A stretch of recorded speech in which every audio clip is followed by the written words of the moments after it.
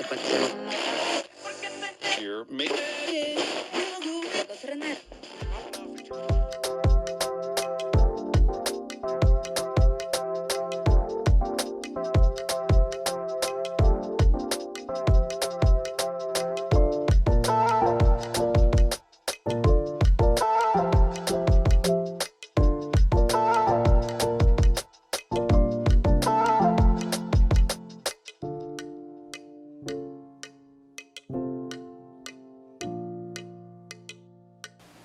o nyetšwe kgola le sekontiri ha o nyetšwe kgola ngwana mme ha ba re he motho a tshwanela o nwa a fetša reila na kgane re otela ka eng go otela ka bua lao ba ke tshwere setraebelo ka matsogo a kane buane mathoši a lebeletše pele wa iwa tšhesa wena o nyetšwe kgola le sekontiri e banna batho bankane ba yo fologa pase ba tsena sekontiri ka le yona o ka re beeme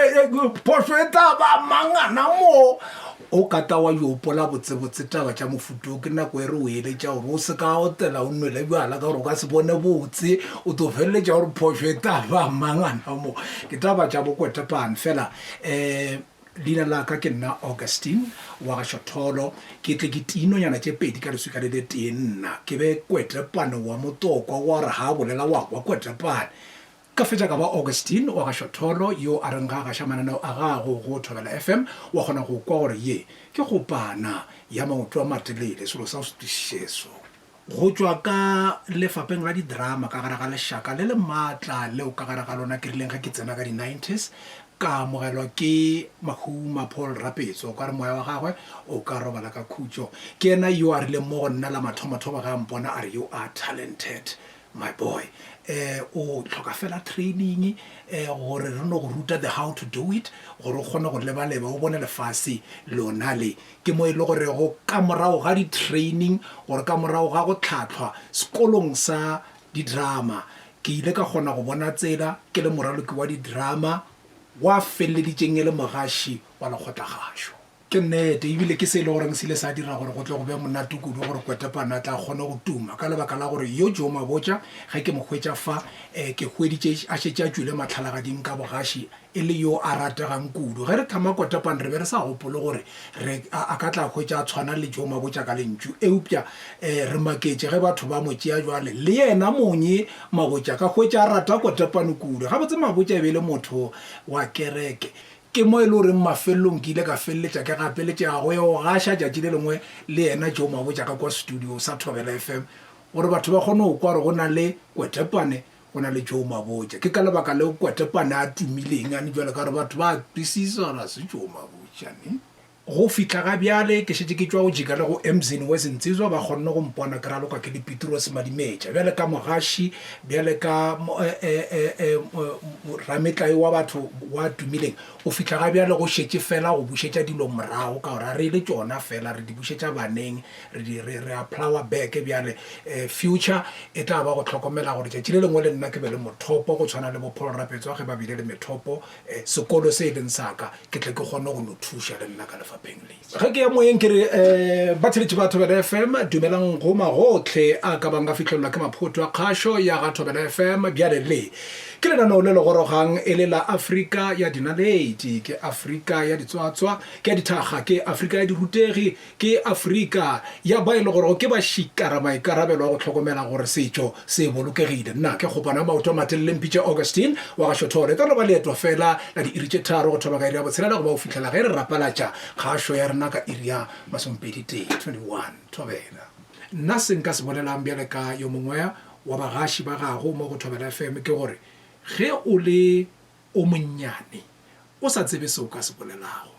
bolela fela bjale ka motho yo mogolo o ka se dire diphošo ka lebaka la gore mogolo ke segolo re namela re followa Thobela FM re ba bagolo go wena ka go tlhaletša fela ka tsebo le tshedimošo le go no botša gore le lefatsheng le la marangrang a technology rena re fetoge a re fetole tlhompho yona ela a re fetole seriti sa rena sa kgašo a re fetole maikemišetšo a rena a go ruta ka mokgwa go thabiša Thobela FM e gole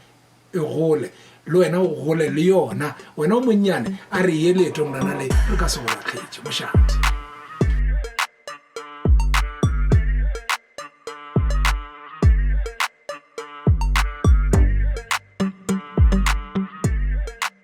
thobela le kae nna ke nna Dr. Malinga wa ko Hammanskraal ko Themba ya ko Manyeleti ke beletse daso no ke mo Chris Hani so ke tlo le bolela ka Dr. Malinga before ke tswela pele gore Dr. Malinga go iragalang ka yena so Dr. Malinga o gotse o tswana le bana ba bangwe you know re hotse monate re hotse botlhoko somewhere you know poverty strikes many families mo ileng gore no sa ne ba sa o prepare le ba today roja mutton roja beef roja whatever so no just as tlhailang cabbage no siwa ka slepe wa ntlhala no tlhaela mo spacing so ke tsene sekolo ka mo barking itireleng primary school ka tloa ka mo itireleng primary school ka shianela ka mo barking Tsebentla middle school ya ka re ke ntse ke le go Tsebentla middle school mola angene ke nna le koko most of the time ka tloha ka mo dikolong tsotlhe tse ba itse from primary they know Dr. Malinga is a musician cause na talenta ka ibona haitse ke sansane ke lo monyane ra tsena ka mola ka mo dairene ka mo masong ka mola ne ke le blind ka o bona mushi wa bona ha ke bona mushi kwa ke ra una lola a so ne ke thaba ne wa ntla mara ne ke bona gore okay ke ko lesong let me go there guys go kra bo dikuku rice e leng gore khalo ek dena o ka kra go funeral so ka fitla mola ha ke tsena mola mo masong mola ne ke tsena ka pina ne ke tsena ga re ke moruti tingana hentu miswane emana kopela ke ntsha kopela ka mo mbobong ke a itse re bonjene hallelujah go ba join because of to join bona ka re ke moruti wa tsenang kanti ke Dr. Malinga tsenang ke fihle ke nne mo fatshe o tlo uta ba ntebella so ba re yo ngwana mo kora ka ntsha pina yengwe ning ke ntse ka mo mokhukhung ka mola ke boreile ke tshwere ke tlala mara ke a utlwa gore le nka re ke intshwere ka emella ha ona dijo maybe wa ntlana ka no nna ona mola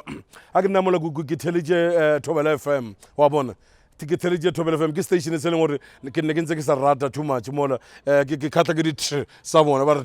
theletše wa bona so vele ke theleditše Thobela FM mola ba re ho na le competition engwe ba re ya SABC Voice of Choice wa bona ba re ha o batla a ona le voice e ne ke araba ka mo mokhukhung wa ka a ona le voice ka re o rata gore wa bona go ba le competition engwe gore ho winiwa koloi so ba re phone mola 015-297-1880 ai before ke ada sangera ke na selo ke shenela ka momme ka mola ke re mama go na le competition ya Voice of Choice SABC Voice of Choice ke batla o ikenela mara ke na tšhelete a re o nyaka tšhelete ya transport a ke na yona ngwanaka ke ra mola bana re go bona mo phone ke nyaka 5 rand fela mma ka mfa 5 rand bo fela ke a itse mola ke ya go di public phone ke khetha number 6 ha ke opola sentle pina e leng gore sa le ka ikgetha ko SABC Voice of Choice ke ya Rebecca ka tseno ke Dr. Rebecca Malope ya mme o ke mo rata kudu ka matla ke gopola gore o nrutile le dilo tse dintsi ka music cause ka itse gore batho ba bantsi ba itsenetse competition eo maybe ba opetse Rebecca Malope because of many people ba opela gospel mara nna ka ba special ka re gegeleni ngihambe ngiyekhaya ezulwini thank you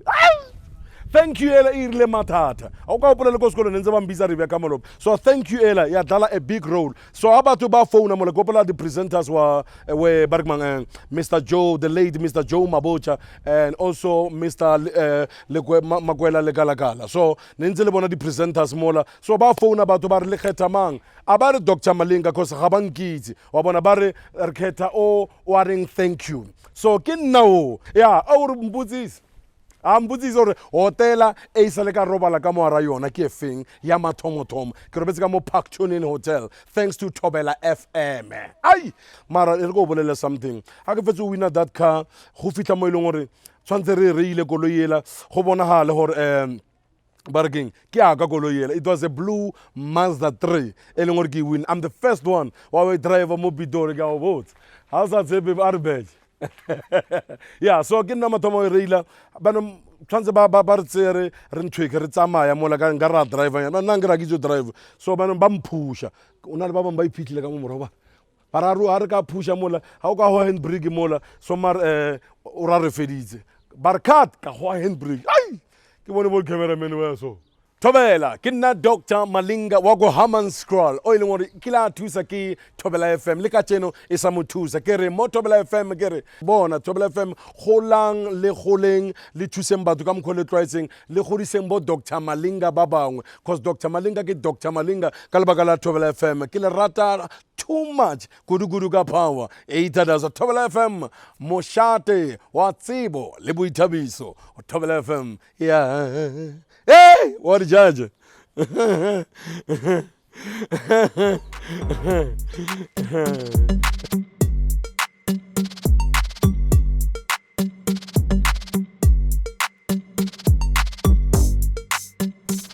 Nna ke Moleboge Lebza Lady Madira, motsweletši wa tshwantšhetšweledi ya Mahlakong mo Thobela FM. University of Venda dithuto tše ke di latetšego ke dirile BA Criminal Justice, ke majorile ka Criminology le Sociology. Ke be ke rata Criminology ka lebaka la gore ba ile ba ntshwara poo.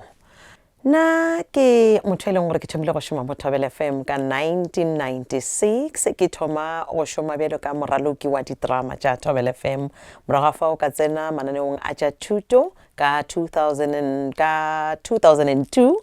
ke moka ya tla ya re ka 2006 ka dira lenaneo la 9 to 12 la mo Thobela FM leo le bitšwa go Sedibeng go ba go fitlhela gona bjalo ke le motsweletši wa tshwantšhetšweledi ya Mahlakong. Mošomo wa ka bjale ka motsweletši wa tshwantšhetšweledi ya Mahlakong ke taba ya gore ke a nyakišiša ke a researcha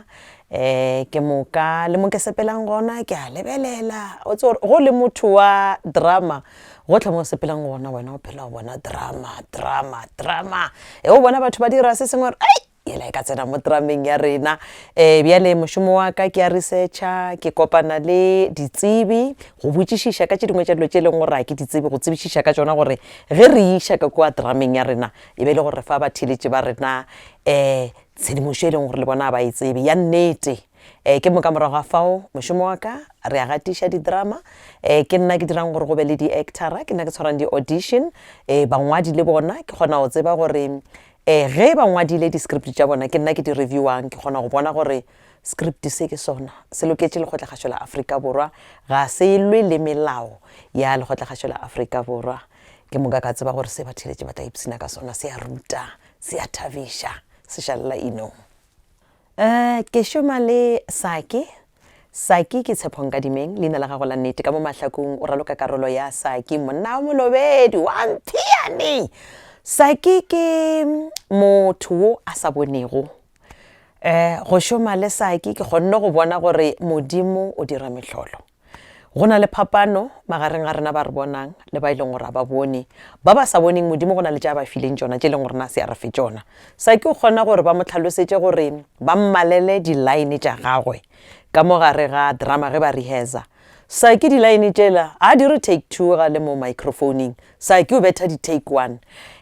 ba tshwanang le nna ba ba bonang re a bušeletša ke tsore ke taba gore tshepa matlho a rena o mongwe o tla ya tshwere script a ya lebelela mara go mmapetša le Saki go khumana le gore o re wa ditela di ya ka pela so go šoma le Saki ke ipsina kudu go šoma le yena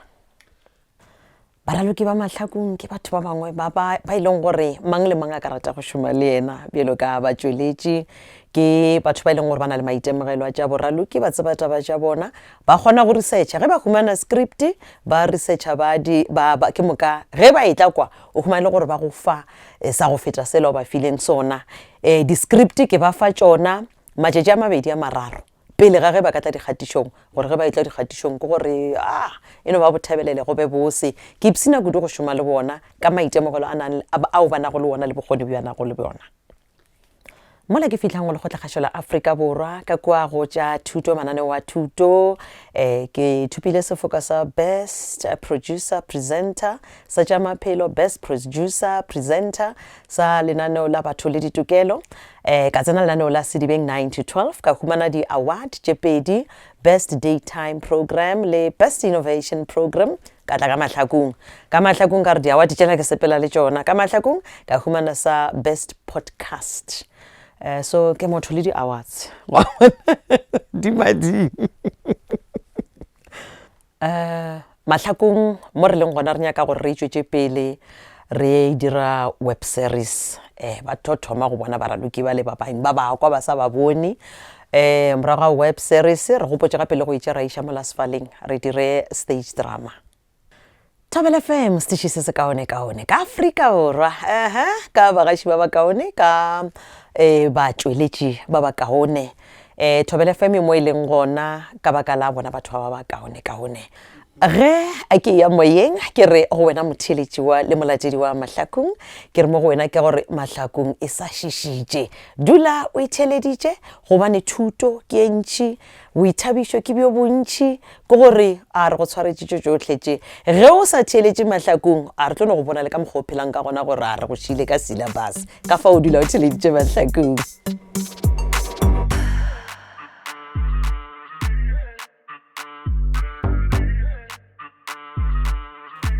Nna ke nna Arthur Sebola ke nna Mamokutupi ke nna morwa Sewela wa ga Sebola ke belegetše motseng wa Gapane ke mo ke belegetše ngwana ka thoma sekolo gona dithuto tša ka tša primary sekolong sa Mogadi Primary School ka ya Mamatlepa Primary School ka feleletša ke tlo ya Masalanabo High School ke dira dithuto tša ka tša matric ka tloga fao ka dira dithuto tša ka tša borutiši collegeng ya Mojaji College mo le re ke feditše ka ngwaga wa 1991 go tloga fago ke ge ke tlo thoma go ruta motseng wa Belabela Varambat mo e leng gore ke rutile mengwaga ye mebedi ya re ka 1993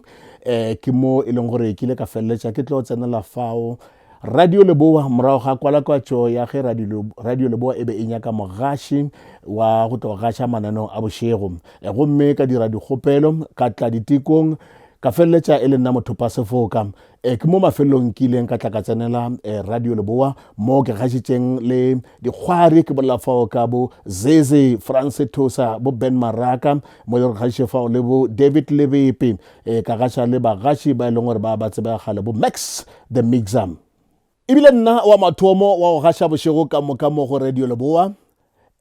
ka la pele la kgwedi ya October 1993 morago ga ge Radio Leboa ile a dira dikwalokatšo tša gore e nyaka mogaši wa ka thoma go gaša go tloga ka iri ya 12 bošego gare go fihla ka iri ya 5 ba bantši re tla gopola gore Radio Leboa e be e fetša go gaša ka iri ya 12 gomme go a tsena Radio Metro go fihla ka iri ya 5 mesong gomme morago ga diteko ile ba nna Mothopa Sefoka kakaretšo gomme Radio Leboa ya ntšea gore ke be mogaši wa mathomo historing ya station se go thoma e le tirelo ya Sesotho sa Leboa go fihla e tlo ba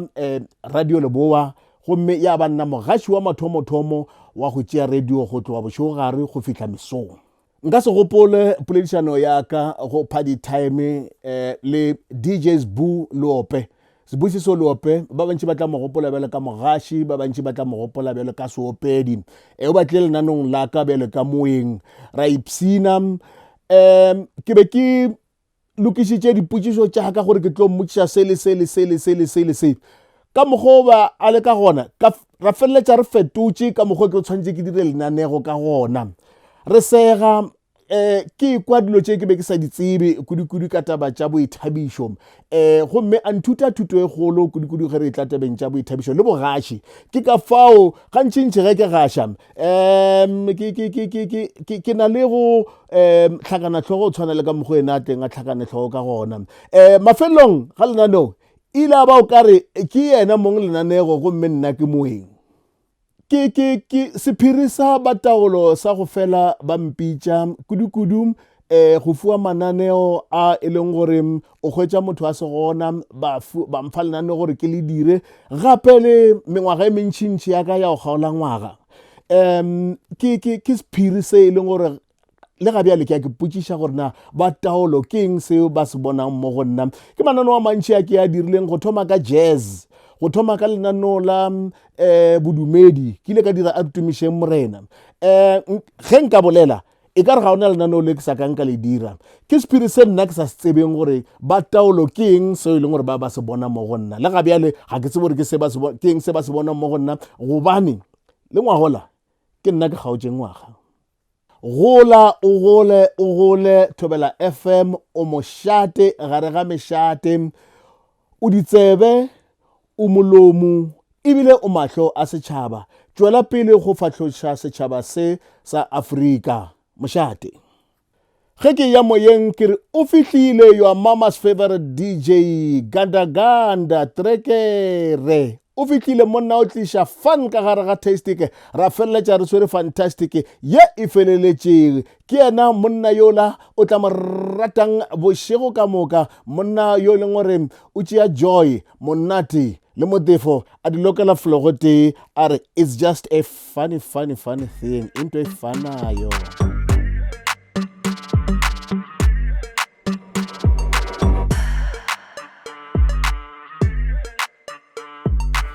Leina la ka ke Hodi Tsamago, mogaši wa tša dipapadi go Thobela FM. Ke belegetšwe le go golela lefelo le ba reng ke Sebjeng ga Molepo. Ka thoma primary ya ka e le go dithuto tša fasana go la Mothapo School gona motseng wa Sebjeng. Ka tloga fao ka ya sekolo se se phagamego sa Tshebela.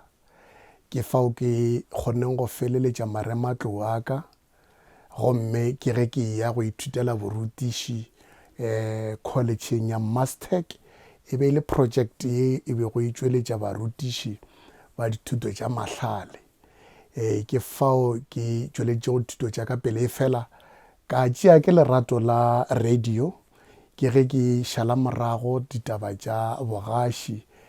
Ke fela ke tla mo Thobela FM ke lebelela bagaši bao ba bego ba gaša ka nako eo ke lebelela gona nka tla ka kgona go ba o mongwe wa bonana le gore nka kgona go gaša bjale ka ge ke be ke na le kgahlego. Go ile ga go etla dipapadi tša Sebjana sa Lefase tša 2010 ke ge ke kwa ka 2009 gore go na le dikgoba ka tla ka tliša CV ya ka gomme ka tla ka bitšwa go tla ditekong. Ke rile ge ke fihla mo Thobela FM ka thoma go ba mogaši wa mananeo a mafelong a beke a tša dipapadi morago wa gore ke kgwahlelele ba bone gore awa go ka re nka kgona go tšwela ka ntle ke ge e namile ke ya go gaša dipapadi mapatlelong. Ke gopola papadi ya ka ya mathomo ko lepatlelong e le magareng ga sehlopha sa Black Leopards e be e sa le gona ka mo go la Premier League gomme e thulana le sehlopha sa Golden Arrows. Radio ka ntle le tša dipapadi go bolela nnete e ka sebe selo seo se feletšego. Re a tseba gore mo mafelong a beke batho ba dula ba eketla ba bangwe ba mo ditseleng ba nyaka kwa gore na dipapadi di sepela bjang. Batho ka bontši ba rata dipapadi ke dilo tša go thabiša ke selo sa go thakgatša ke selo sa go tloša bodutu gomme radio ke yona e le gore go e fitlhelela motho o mongwe le mongwe kae go ba kae le o a dišang dikgomo a le madišong o kgona go kwa gore Orlando Pirates ya gagwe e sepela bjang Kaizer Chiefs ya gagwe e sepela jwang sehlopha sa Afrika Borwa ge se tšwele ka mo nageng goba se raloka dihlopha tše dingwe se šoma jwang e le ga a theletše radio ka borialo radio e ka sebe selo seo se feletšego ntle le go ba le mananeo a tša dipapadi go ba kgašo a tša dipapadi ka kakaretšo. Ke rile ge ke thoma go tsena mo community radio ye ke bego ke šoma go yona ka kopana le lesogana le lengwe la ga Morudu ba re ke Ike. O mongwe wa batho ba nkarego ke kopane le yena ka nako ya maleba lesogana la go ba le talente ya go šiša ya go makatša a kgona go dira dilo tšeo ke be go kry-e ke mo lebeletše ka tshepe gore di ka dia ke motho. Ke rata go bona bogaši jwa tša dipapadi mo go Thobela FM bo kaonafala le go feta ge re ya pele go bokamoso jwa kgašo. Ge ke lebeletše bokamoso jwa ka mo radiong ke bona go sana le tše dintšhi tše ke sa nyakang gore nka di abela batheletše gomme ke holofela gore ke sana le sebaka se mohlomong ba ka no bago ba ka mpha sona go dira seo ke abelane le batheletše tšeo ke bego le tšona. Ge ke ye moyeng ke re go batheletše ba ka ke re bjalo ka mehla le a tseba gore fase Molepo bogobe re a solela le gona mo go Thobela FM re dula fase ra theletša ditaba ka go naba ra ba solela tšona.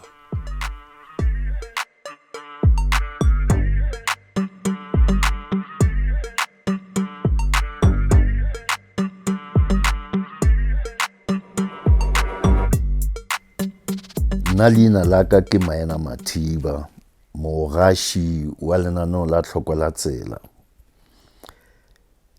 Leeto le la bogaši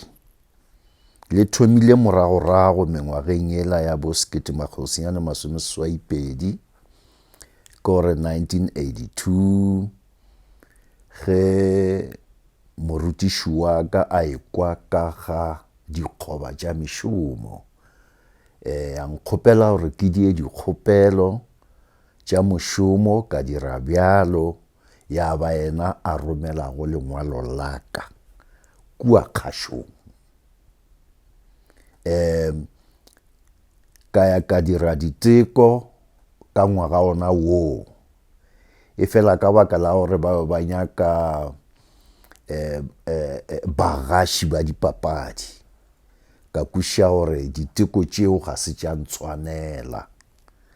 ke ge ke boela morago. Ka tla ka bitšwa gape ngwaga o latelang 1983. Lerato la bogaši le thomile kgale ke sa le kgopana ya go tsena sekolo sa primary kgale. Ke mengwageng ela ya di 60s ge ke thoma go rata radio, re theeletša bo Mokgalabe Mohlabing Phahlele, re theeletša bo Mokgalabe Mangokwane, bo Mokgalabe Justice Tsungu. Ke batho ba be re ba kwa mo radiong, ebile go sena le lentšu la mosadi. Ge re thoma go šoma kwa Radio Leboa, go be go le boima. Go be go le boima kudu, o tla lemoga gore ke ka nako ela ya pušo ya kgethologanyo, re bolela ka apartheid, boetapele e be le makgowa fela, e le bona ba sepetšago ditaba tša kgašo ya Bapedi fela e le makgowa. Go tloga mathomong Radio Leboa re be re dia dilo tše ka moka, e be re dia mananeo, re dia ditaba, re dia tlhoko la tsela. Go be go sena kantoro thui ya dilo tše, e be e dio ba gona ka mo re beng ka gona, o dira sela go ba go fitlhela ge kgašo e tšea sephetho sa gore e hlome kantoro ya ditaba. Ke be ke šetše ke thomile go bala ditaba, ke a tshepa go tloga go bo 1987 ke šetše ke thomile go bala ditaba le go gaša tlhoko la tsela, mara e sa le rena ka moka. E kgakala gore go di o thoma go tšea maemo a mohuta ola, maemo a go ba mogaši, mošomo o ka bona o a go bopa, o a go fetola go tšwa go seo o bego o le sona, o a go fetolela go se seswa. Taba mathomo ke maikarabelo bjalo ka mogaši, o thoma go ba leihlo la setšhaba, o thoma go ba moetapele. Ge setšhaba se go bona, se bona dikarabo. Ge nka hwetša monyetla wa go boela kgašong, kudu ka ge ke šomile kudu ka lefapheng la ditaba, ka kantorong ya ditaba, ke be ke tla duma gore go be le di-category, go be le di-specialists, a kere batho ba re tsebang gore ka tlhoko la tsela re tshepile bona ba tla re diela di-research, ba re diela dilo tše ka moka, ke moka rena ra tla ra di šala morago. Ge be go ka ba bjalo, go tla ba kaone kudu. Se ke tla dumang go bona se direga ke gore Thobela FM e gaše Afrika Borwa ka bophara, e se ke ya ba le magomo a bogaši, e gaše Afrika Borwa ka bophara. Mo ke beleng gona ka mo nageng, ke kgone go bulela Thobela FM. Thobela.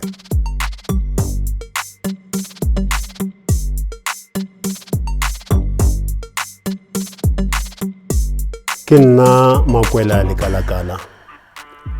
ke morwa wa bobedi wa moruti le mmamoruti le kalakala a meoya ya bona e roba le ka khutšo. Ke tsene dikolo ko gae Mahwelereng primary le ge gone bjale mohlomong e tšhentšitše leina, but ke tsene mowe go tloga moo batswadi ba ka ba riša ko boarding school with my brother, bigger brother, di boarding school tša Maroma. Gona mola ke gona mo ke naganang gore go ile wa ke ponagatša gore go na le something ka mogare ka mo ke ya boithabišo arts. Ka feleletša ke tšwa ka kwa Teflop University ka ya ko Wits. Ke gona mo ile goreng ka dira di-arts ka botlalo. Empa le pele ga ke tloa ko Wits kwale ke šomile le Mahuma Paul Rapetswa, moya wa gagwe roba le ka khutšo. Ga ntse ke le mo gae mo ke ena a ileng and take us through the arts field, ka thoma ke actor, di stage drama le yena. Ga tlo thoma go šoma ko Radio Leboa ya nako yela ka bo 1983-84 ke ga tlo mpitša gore le kalakala go na le mošomo, not just mošomo man, yeah, a ke no re mošomo wa acting, yeah. So ke ile ka kwale as an actor, ka šoma le yena bjale ka the actor le di actora tše dingwe. Ke rile ke le ko North West Arts Council re performa ko Market Theatre, Brapola Mpounela gape. Mokone go na le poso mo ke ya go ka tlo tšweletša di-drama, a producer. Ka bona ile monyetla o ile goreng ke tlabe ke le gae ke se sa ba go gole kwale. Ra kwana gore tlo baneng kana pele ka theoga ka tla mo gae mo ka mo polokwane ka mola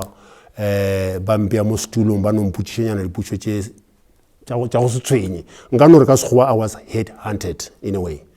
So a se ke tshware bothata ba go tlhwa ke ka bona na pele ka ba gona ke khumane mošomo ka ba producer motšweletši wa ditshwantšhetšo le ditshwantšhetšo di gao ke nako e re be re dira ditshwantšhetšo le ditshwantšhetšo di gao. Go a mangwe a mananeo ao ke bego ke a dira goba ke a dirilego ke dirile lenaneo le lengwe la jazz music, but then go a ba lenaneo le lengwe la Goa Africa le ile goreng e bile kind of a special program for me ka gore le be le raloka mmino o sa kang wa tlwaelega ka mo South Africa ka nako yeo.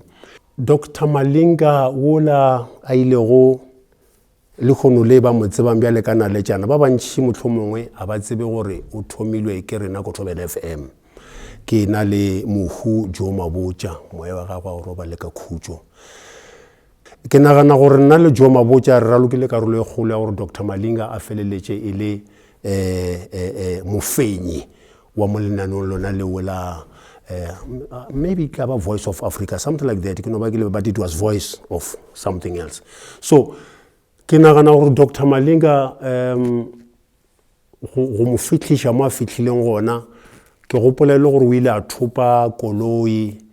le kontraka ya gore o tla napa a thoma go recorda mmino wa gagwe a se tswa thome go raga maoto a ragang o tla ba raga batho melala.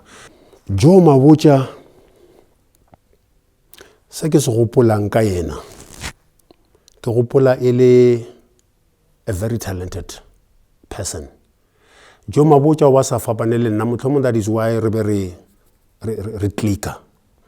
ge nka šomiša lentšu leo la gore re be re connecta very easily. Jo Mabotja was an artist.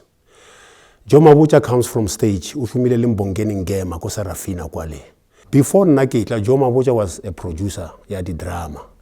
So ka re ge ke tla ya ba ile gore Jo Mabotja ba mo ntšha ka kwale go ka ba motšweletši wa di-drama, and then a napile a dira the morning drive show ka gore he was such a powerful presenter. Thobela FM ke ratela gore e na le boithabišo mo mananong a yona. Thobela FM e na le boitsebišo, ditsebišo tše dintši, e na le there's much of information. Go bolaodi ba Thobela FM a ba tšwele pele ka mošomo mo botse o ba o dirang. Se sengwe se ke se lemogang go gore bašomi ba Thobela FM ke baswa. Lefase ga le boele morago, lefase le ya ko pele. Jwale ya ba tšwele pele go humana baswa ba khibe bona bašomi ba yona.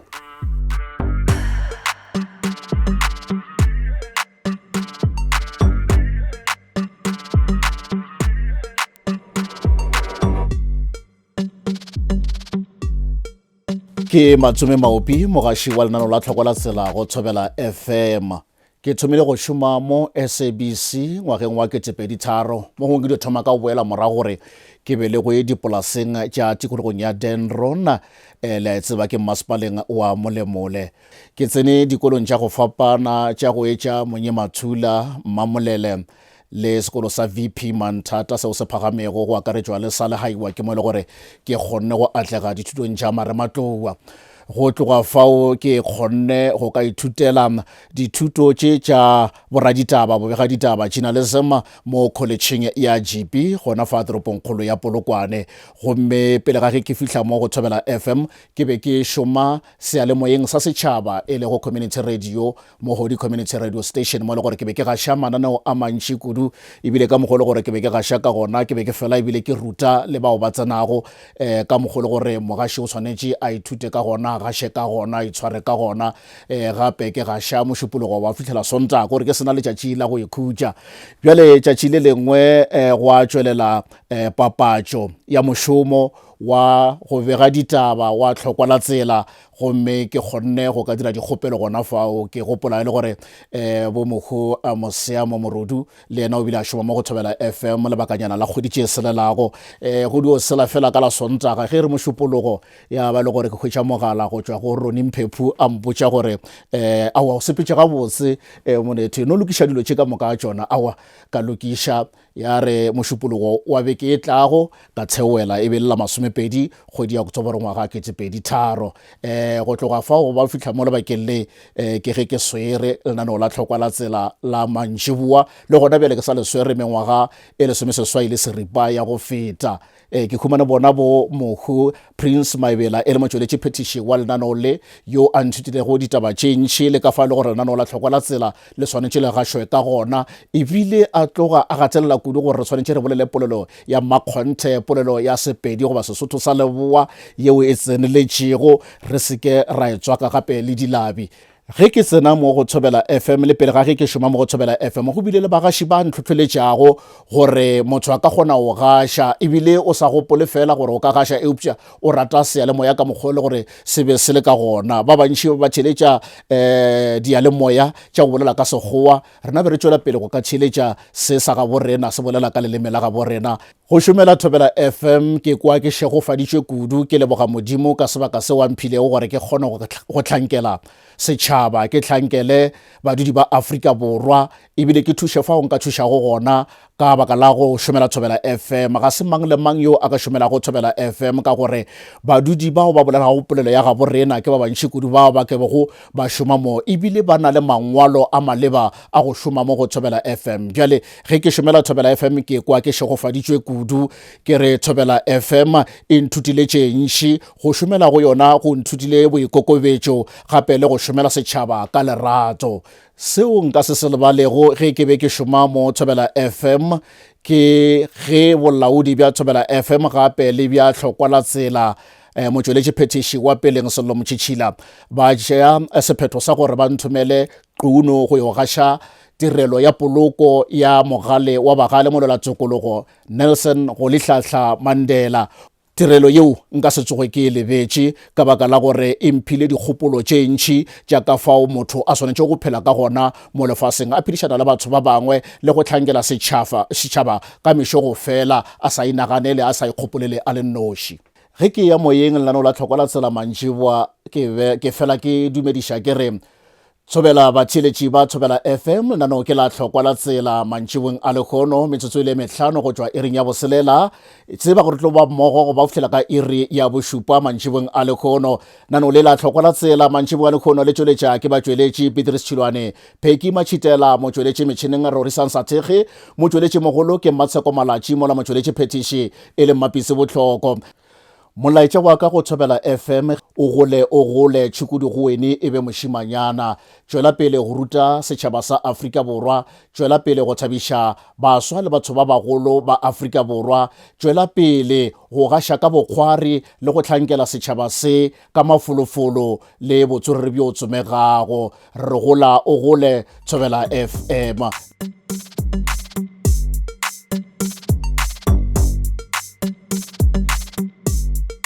Matome Rapetswa ke leina la ka morwa wa mathomo wa Mahuma Paul Rapetswa o ebile o re be re mmitša Bra Paul Mokwena mo ya letlhaka moro ka Motsapula go ba Mokwena re nyako ya hafola se nna be ke bitsana sona le yena ebile ke le moetapele ebile ke le mothomi wa kampane yo bitša go Mahuma Group ye le gona mo Leboa mo Leboa ka magae Limpopo. Bra Paul ke gopola kutswana ko morago kwa le o belego kwa go la Klerksdorp ka ngwaga wa 1950 ka letšatši la di 26 tša July e be le mošimane wa bobedi wa batswadi ba gagwe Sehala le Moetši ke ka tsela yona yo e le gore ka morago ga go fetša dithuto tša gagwe tša borutiši o ile a sepela go ruta kua go la Basterspat ke nagana e be le ka fase ga ngwaga ga a šala ba tlogela a ya ka kua go la Gauteng jwale ka gore ba kgotsofaletše tatagwe a ya go la Gauteng a ilo joina bona bo Gibson Kent ka mo diterameng ka mo go fihlela ge tatagwe a ilo mo tšea gape ka swele a re monna a pase o fetše a gona motho a ka re go yana ke artisti ya go tsebalega a sena mosadi batho ba dipapadi tša mohuto mosa ke re ba raloka na re motho o tlogela borutiši a re yena o nyako go raloka so a mo direla se re se bitšago ka Sepedi ka tsebo re bitša eng ka English ba bitša ultimatum ya gore o tlo nyala ra bona o gorošitše pelo dialo tšago tša go raloka and because of that ke no ba ke tshepagantše ke le tee gore no gola gore Bra Paul bentše a na le lerato le mogekolwana wa gagwe a monyala ka baka la drama ka gore otherwise go tla ra gore ke belega ke drama ka belega ke yena le bomma mose ka mokgomo so o ile a dira ka mokgomo Mokwena nyala a sepela boela morago a o e lwela ntho ya gage and a tloga e lwela go tloga ka bo mengwaga e le mathomong bo mengwaga 1970 ntša e tla le tšona 1980 ke mo e le gore bjalo ile a tsebišiwa go tšetša lefapha la lekgotla kgašo ya Afrika Borwa a joina yona Thobela FM ka nako e be e bitšwa Radio Leboa e be tšwa from Radio Bantu e le Radio Leboa a tsena gona mo e le motsweletši wa ditrama tša radio gona mo ka 1983 wa tseba gantši ge ke be ke thiletša nano la gagwe ke be ke phela ke emetše seo re se bitšago intro ya gagwe o be yana le intro ya koša e be thoma ka koša engwe ya SOS choir ke ya gopola bantši ba sa elela le gone bjalo ba e bitša the wedding song a ke name ke tseba gore why ba bitša the wedding song because that song was more about gospel le mošito wa gona boe kwa gore wa go tsekiditla go tsentšha ka gare ga moya o moso bo tla kwa tsena a e felesetša Mokwena mo ile a letlhaka moro ka moemetsi a pula a re fola a re motheletše we ke go tia ka Shelley Caesar a re his blood le tlo nkiša gole e be le Bra Paul owe Bra Paul for me e be le papa from birth until around about 23 mo e leng gore ke be jalo le nna ke thoma go dira jaaka and a ke nagana gore ka mokgwa e leng gore ke be ke leka go kalokana ka gona ebile a tloga a kgatlhega mohlomong ke mo e leng gore wa ka yena ke ile ka graduate from being morwa to being more of a colleague / friend so for bophelo ba ka bo bontši Bra Paul e be le more of a friend and a colleague mo nna mogwera le mošomi ka nna go phala motswadi yes re sa tšwela pele re šoma le yona Thobela FM as Mahuma Group ka gore Mahuma Group ke company e le gore e sepetša kudu tsebo le yona di-campaign di-media activities marketing activities so nako le nako ge re na le monyetla le ba bang ba di-clients tša rena wa go rekiša ka tšona dipapatšo mo tša radio and what not re phela re thoma ka Thobela FM ka gore ba re charity begins at home e fela ge re lebeletše ka mokgwa Thobela FM e sepelang ka gona gone jalo le ka mokgwa e fetogang ka gona le mabaka e bontšha o ka re yona e sa le mošimanyana o ngwanenyana ke tsebo gore tare ke mošimanyana goba ke ngwanenyana goba ya gare ga tšona na e fela e sepela le mabaka ka tsela ye leng gore I can simply say to Thobela FM gore tše e sa le mathomo mayo gole e sa le mo re yang gona e Thobela FM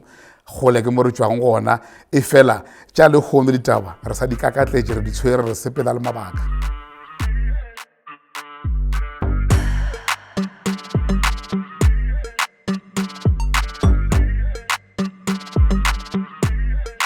Ke nna Thabo Mohale molaodi mosepediši wa La Home Clothing Concepts, lebenkele le le šomang ka diaparo tša banna tša boleng bja godimo. Re na le mabenkele a 5 South Africa ka bophara. Re na le lebenkele la rena la mathomo le lebeng ka Standard Bank Square, ra ba le lengwe ka Mall of the North, ra ba le lengwe ka Savannah Shopping Center, ra ba le lekala lengwe la rena le leng ka Tubatso Crossing, Burgersfort,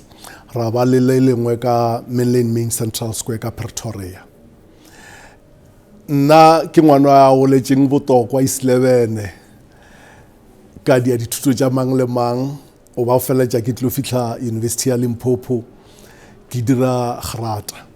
Ka morago ga ge ke ile ka phethagatša dithuto tša ka tša degree tša BA le Higher Education Diploma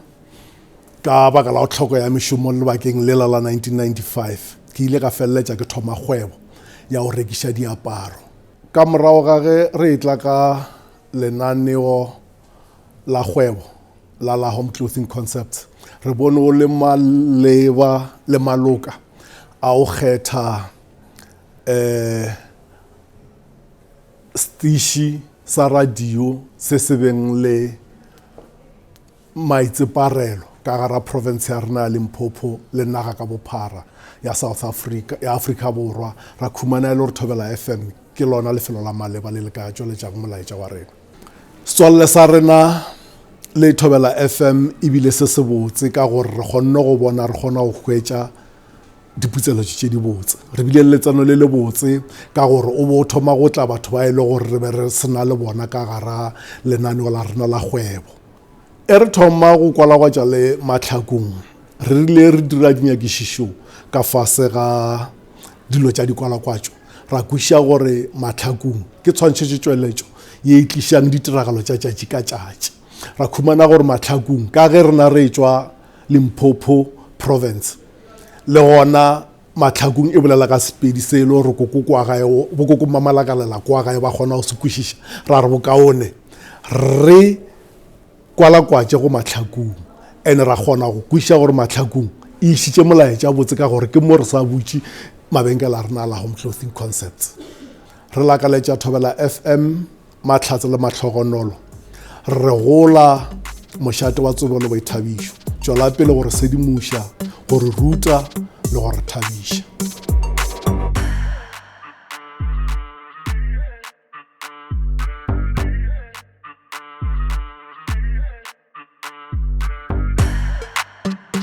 Nna ke Tshepo Nkadimeng, ke moraloki wa tshwantšhetšotšweledi ya Mahlakong go Thobela FM. Tshepo Nkadimeng ke lesogana la go ba ke monna wa mengwaga ye 30 yo a belegetšego ga Sekhukhune lefelong le go thoko ke Monsterelos. Ke phela ka bogolofadi bja go se bone. Lerato la boraloki bja ditshwantšhetšo ka kakaretšo bo thomile ke sa le sekolong. Ke bapetše ditshwantšhetšo tšela di bitšwang gore ke di-sketch ke sa le sekolong. Go tloga mowe ge ke thoma go raloka ditshwantšhetšo tša boprofešenale tša sefaleng e be ile ka ngwaga wa 2011 ge ke be ke raloka tshwantšhetšo ya mathomo ya go bitšwa My Pride ka tlase ga tlhahlo ya Mahuma Arts and Communications. Ke mo ke thomileng boraloki bja ka bja boprofešenale. Go tleng ga ka Thobela FM e rile ka ngwaga wa 2009 ba dira kgoeletšo ya gore go nyakega baraloki. Ke ile ka ba o mongwe ba ile go batla ditekong, ke ile ka ba mothupi gona fao eno ba gore ga sa ka go ba le tshwantšhetšo yeo ke ilego ka e bapala go fihlela ge ke tlo boa gape ditekong tša boraloki ka ngwaga wa 2015 ge ba be ba nyaka baraloki ba tlaleletšo ba Mahlakong. Mme gona fao ke mo ke ilego ka ithupela role ya go tlo raloka gona mo Mahlakong bjale ka moraloki yo a bitšwa go Saki gona mo Mahlakong mo le lekgono le ke sa ralokela tshwantšhetšotšweledi ya Mahlakong ebile ke mengwaga ye 7 ga bjale. Bokgoni bja go raloka di-drama ke le motho a sa bonego ke gore ke šomiša kgopolo ya ka yeo e šomago legatong la matlho gore bjale ke šomiša kgopolo le ditsebe eupša kgopolo ya ka e šoma legatong la yona le legatong la mahlo. Ke bolelela tabeng ya goreng di-script ke di tshwara ka kgopolong, ka bea di-lines ka mo monaganong gore ke kgone go thušana le yo e tlabeng e le moraloki ka nna, napile ra ya microphoneong ra yo gatiša ya tšwa e le thui gabotse. Ke lebogile kudu ge Thobela FM e mphile sebaka sa gore ke tle ke be moraloki wa tshwantšhetšotšweledi ya Mahlakong ka baka la gore gabotsebotse boraloki ke selo seo e lego kgale ke se rata. Bjale Thobela FM e tlhomphile seo ke se ratago e lego boraloki bja ditshwantšhetšo dikgao le ditshwantšhetšotšweledi, mme ba mpha monyetla wa gore ke be moraloki. Se ke ratang go ipona ke se fitlheletše seyalemoyeng kudu sona se sa gešo sa Thobela FM ke gore ke duma go ipona ke le mogaši, gobane ke godišitšwe ke Thobela FM e be sa le radio Leboa ka nako yela ka theeletša bagaši ga ba be ba gaša le diphetogo go ya le ka mengwaga ka mokgwa ba beng ba gaša ka gona. Ke nwele metse, ke kgotšwe bogaši, ke bonwele moro, e tlo no ba fela go nore ke tlo no khwetša tlhatlho mola le mola, e fela ke duma ge nka ipona ke le mogaši. Phapano magareng ga Tshepo Nkadimeng le Saki ke gore ge e le nna ke bolela thui ka leleme la Sepedi goba semmotwana sa Sepedi. Saki ke motho e leng gore o bolela leleme la Khilobedu go ya le ka mokgwa ke laetšweng gore karolo e ke e raloka ya Saki e swanetše e be ka gona. Bjale phapano ke go no re fela Saki o bolela ka polelo ya Selobedu, nna ke le Tshepo Nkadimeng ke bolela ka polelo ya Sepedi. Saki ge šetše a le moyeng o dodo ke aba ke re a botsebotse nna Madam Sophia ke beng ke nyaka go tseba gore na Brandon a botsebotse le bolena le diaene ka baka la gore ke rileng ke damo ka khumana le tswalelete ka mo rene ka mo le keaba mara ke beng ke a dore le abaene. Bjale ge e le nna ke tlo no e botšiša botse potšišo ye ke le Tshepo Nkadimeng ka Sepedi gore na go direga eng ge le itswaleletše ke sa kgone go kwa seo le se bolelago ka mo kamoreng wena Brandon le Madam Sophia. Mošate wa tsebo le boithabišo FM. Moraonyana mola ge e be sa le Thobela FM e sa le sebata sa moyeng o botla kwa gore e fitlhile o botla kwa ka bo o theleditše Thobela FM sebata sa moyeng. Thobela FM e gotše ge ke nyaka go e reta nkare Thobela FM ke mogalabe yo a sa šomišego lehlotlo. E godišitše rena, e godišitše bana ba rena, e sa tlilo godiša le ditlogolo tša rena ga mmogo le ditlogolo khukhu ka baka la gore ke modu o nabago. Thobela FM a e gole